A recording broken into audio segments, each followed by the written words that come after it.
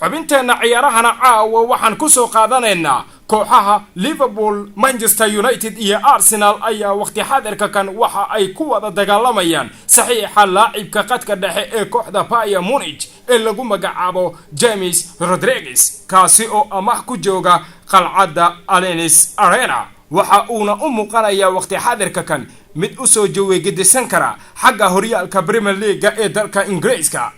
madaxweynaha kooxda Bayern Munich ayaa sidoo kale waxa uu shaaca ka qaaday ama si rasmi ah u xaqiijiyay in waqti xaadirka kan ay wada hadallo ay kula jiraan kooxda Manchester City maadaama kooxda lagu naanayso Bavarianka ay si aada ay u doonayso laacibka garabka weerarka ka ciyaara ee Leroy Sané. geesta kale kooxda Manchester City ayaa waxa isku diyaarinaysaa in laacibkooda 23 jirka ah ee Leroy Sané ay ku bixiso adduun lacageed taariikhda gala. kooxda Arsenal ayaa dhankeeda waxa ay doonaysaa saxiixa xidiga lagu magacaabo Ryan Fraser in ay dhameystirto isla marka uu dhamaado finaalka koobka lagu magacaabo Europa League. laakiin kooxda Bournemouth ayaa dhankeeda waxa ay shaaca ka qaaday in laacibkaasi ay ku iloobi karto adduun lacageed gaaraya 30 milyan oo euro. kooxda Manchester United ayaa dhankeeda iyadana waxay aad u doonaysaa laacibka reer Faransa ee lagu magacaabo Adrien Rabiot kaasi oo si xur ah ugu tagi kara kooxda Paris Saint-Germain suuqa xagaygan. si lamida kooxda Manchester United ayaa miiska waxay u saari doontaa mushaar dhan 12 milyan oo euro difaaca kooxda Ajax Amsterdam ee Matthias de Ligt iyagoo ku rajo weyn in xidiga uu aqbalo in uu ku biiro qalcadda Old Trafford.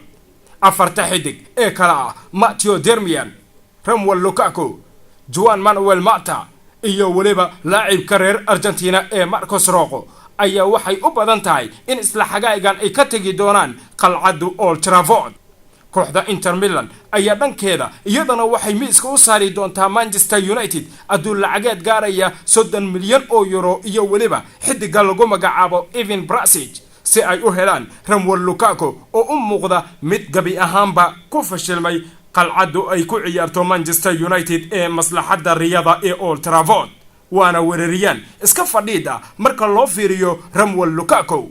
kooxda United ayaa sidoo kale suuqa kale iibsigu ciyaartooyda waxa ay ka wada dardar aad u xoogan oo waxa ay doonaysaa in 15 milyan oo euro ay kula soo wareegto laacibka baxsadka ka ah kooxda Manchester City ee lagu magacaabo Fabian Delph.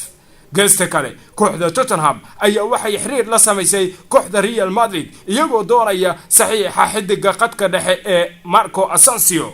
laakiin wadaxaajoodiyadii Tottenham waxa ka soo wada horjeestay jamaahiirtii Madrid, maamulkii Madrid iyo macallim Zinedine Zidane.